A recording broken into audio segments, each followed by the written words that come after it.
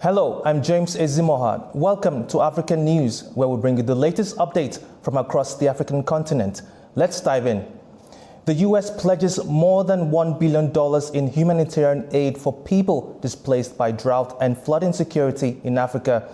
U.S. President Joe Biden made the promise during his visit to Angola. The aim is to strengthen infrastructure and regional partnerships on the continent.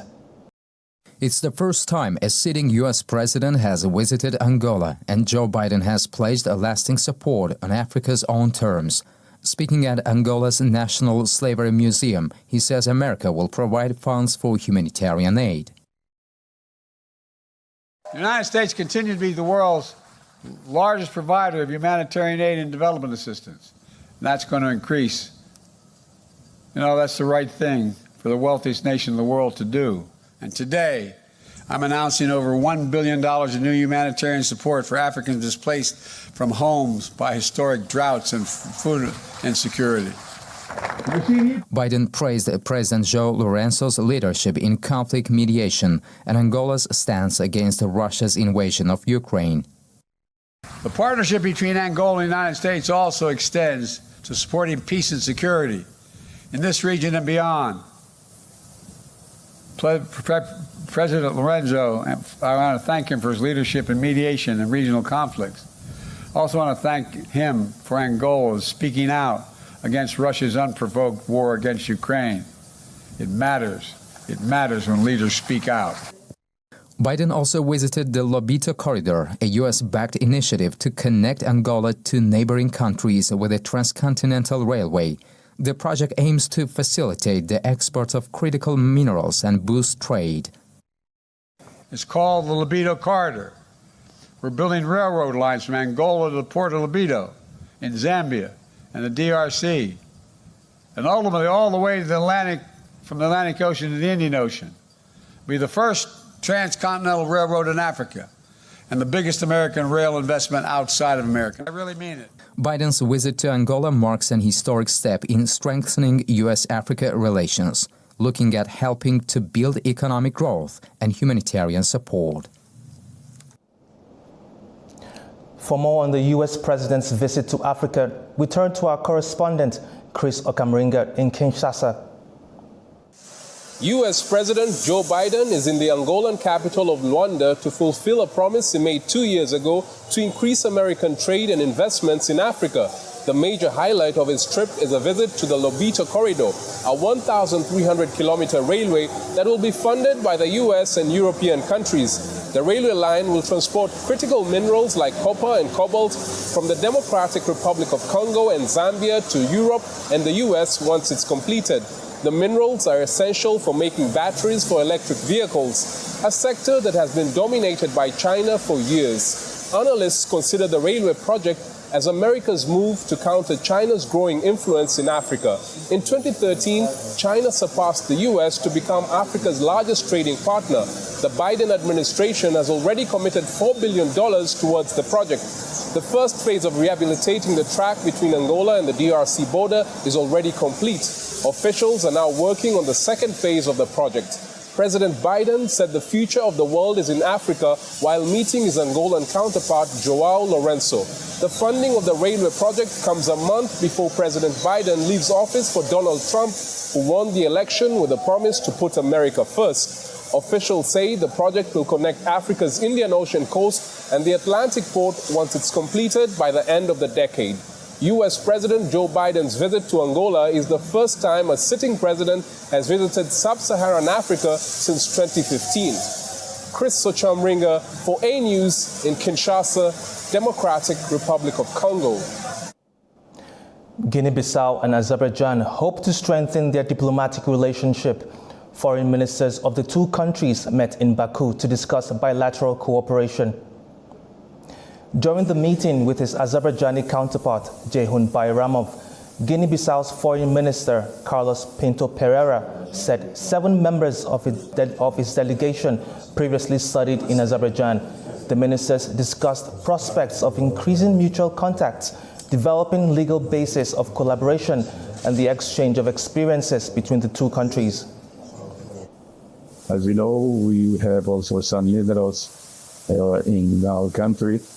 And Azerbaijan is a very rich country and the other. So we have a lot to learn with you, and we want you to share your experience with us. And we are sure that sharing this experience, you are helping us to improve our development strategy. Training is the most important issue for it. We hope that this year, next year, we will start our program. We will start our program of training Guinea-Bissau students in Azerbaijan. We identify a lot of areas, engineering, the medicine, the most important areas, teacher, the most important area, and as soon as possible, we will study a list of students that we want to present for that country. Azerbaijan, Azerbaijan will share its experience in this area, as well as the experience of relevant state-owned companies in creating projects and a legislative framework. Today, the issue of providing scholarships to students from Guinea-Bissau in Azerbaijan, higher education institutions was also discussed. During the visit, these issues will also be discussed, and the meetings will be held at the Azerbaijani Ministry of Science and Education and higher education institutions regarding student exchange. South Africa officially launches its G20 presidency, becoming the first African country to lead the forum. President Cyril Ramaphosa says the G20 presidency will focus on mobilizing financing for nations stricken by climate-induced disasters and extending debt relief to developing countries. The annual G20 summit will take place next November in Johannesburg. We must take action to ensure debt sustainability for your low-income countries. A key obstacle to inclusive growth is in developing economies, including in our own African countries, is an unsustainable level of debt which continues to limit their ability to invest in infrastructure, in healthcare, in education, and other development needs. Voters head to the polls in Ghana this Saturday to vote in the presidential and parliamentary elections. The election is between the National Patriotic Party and the opposition National Democratic Congress. Ghanaians will head to the polls on Saturday to cast their vote in the parliamentary and presidential elections. However, it's against the backdrop of economic hardship. Former President John Mahama of the National Democratic Congress is looking to tap into the economic frustrations of Ghanaians. He's promised to distribute fertilizers to farmers and stop illegal gold mining, according to reports. Meanwhile, Vice President Mahamudu Bawumia aims to secure a third term in power for the National Patriotic Party. The move is, however, threatened by the growing popularity of the opposition, fueled by economic discontent, according to polls. Nowadays, the cost of goods has become extremely high. In the past, a sack of onions cost 25 euros. Today, it costs between 63 euros and 75 euros. The price of pepper has also increased significantly, now costing 157 euros. The world has become more challenging. If you go to our leaders, tell them to act, because life is increasingly difficult and we are suffering. We are begging that whoever wins the elections should raise the price. Cocoa farming is hard labor. It's tiring. Before cocoa gets to the buyer, you are well exhausted. They should help us with things like fertilizer, cutlass, Wellington boots and other implements to make the work easier. As they say, no cocoa, no Ghana, and we are willing to work to make cocoa sector sustainable, but they have to help us. From today up to the election year, if they give me fertilizer, I'm going to vote for them again, for the MPP. If they give me that fertilizer to pull my farms, I'm going to vote for them. But if I didn't get it, I know they don't want to do it. So I will change my heart. Ghana will head to the polls to elect a new president and 276 members of parliament.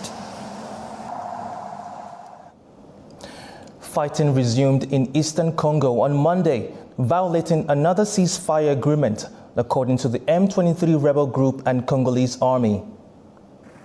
The Tutsi-led group has been waging renewed fighting in the Central African country's east since 2022.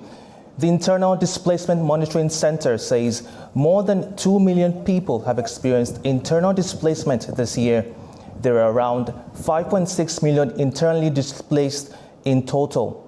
The Congolese and Rwandan presidents are set to meet on the 15th of December. Once a key center for the slave trade on western coast of Africa, the island of Gorée now stands as a symbol of freedom. Its vibrant streets and lush landscapes still conceal a dark and conflicted history.